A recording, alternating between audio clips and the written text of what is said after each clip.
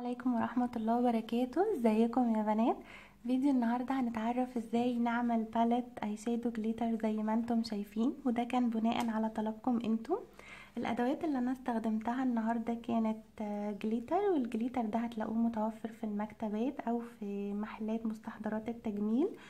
وجبت كان متوفر عندي اي شادو انا مش محتاجاه، فضيته في كيس زي ما انتم شايفين عشان اقدر ان انا انعمه اخليه زي اللوز باودر بالظبط. وكان عندي باليت قديمة شلت منها البولات دي، هتلاقوا منها كذا مقاس شلتهم للاحتياج لأي وقت. واستخدمت كحول كانت نسبته 70%. اهم حاجة الكحول ما يكونش اكتر من 70%. واستخدمت جل الوفيرا بالصبار اللي هو من امتنان. ممكن استخدم اي نوع جل او اي نوع كريم عندي، بيكون سهل ان هو يسيح او يدوب مع الادوات اللي انا هستخدمها. واستخدمت سرنجة، السرنجة دي انا مليتها كحول من نفس الازازة. وطبعا لازم يبقى معايا مناديل. وبعدين استخدمت دي الخشبة اللي هي بتاعة اللحوم دي للعجن. وهنشوف مع بعض ازاي عملنا الباليت اللي قدامكم دي بطريقة بسيطة جدا وسهلة. بنات كتير جدا اتكلمت عنها ان هي عايزة تعملها، بس كان سعرها اصلا في البراند نفسه سعرها غالي جدا. بس طبعا هو الاوريجينال لا يعلى عليه، فدي حاجة بديلة للاوريجينال. هناخد كمية بسيطة جدا من الاي شادو. اهم حاجة ان الاي شادو لازم يبقى نفس درجة الجليتر اللي انا هستخدمه. حطيت كمية بسيطة جدا من الاي شادو.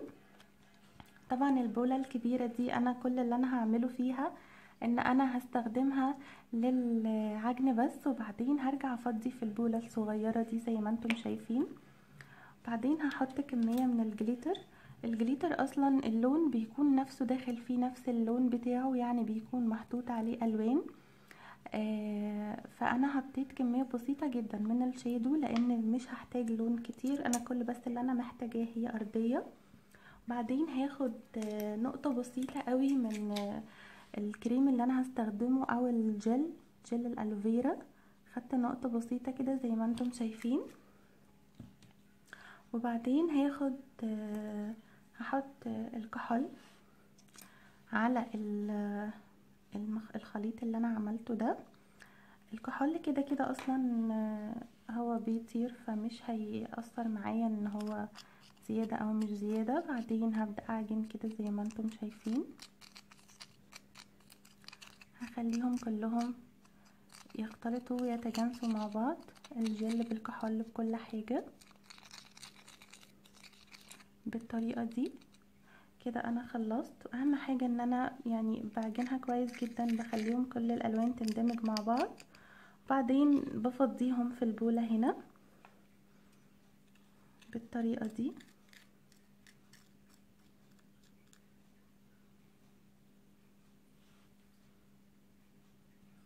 بعد ما فضيته في البولة الصغيرة وسويته كويس زي ما انتوا شايفين، جبت منديل. هاخد المنديل، بعدين هحط المنديل على البولة نفسها زي ما انتم شايفين. هتلاقوا المنديل بيمتص الكحول كويس جدا. بعدين هبدأ اضغط كويس قوي على المنديل علشان يمتص الكحول كله، والكحول يروح مني واللون يتضغط ويبقى في الباليت شكله مظبوط. بعد كده هشيل المنديل، وبعد ما اشيل المنديل ده هيبقى شكل الشادو النهائي بتاعي، هيبقى بالمنظر ده. وهي دي الباليت، دي شكلها النهائي،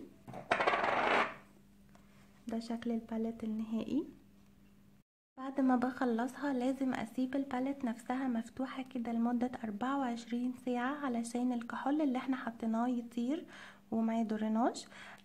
وبعد كده عادي هستخدم الباليت عادي. وهوريكم دلوقتي قوة الالوان عاملة ازاي في الباليت نفسها.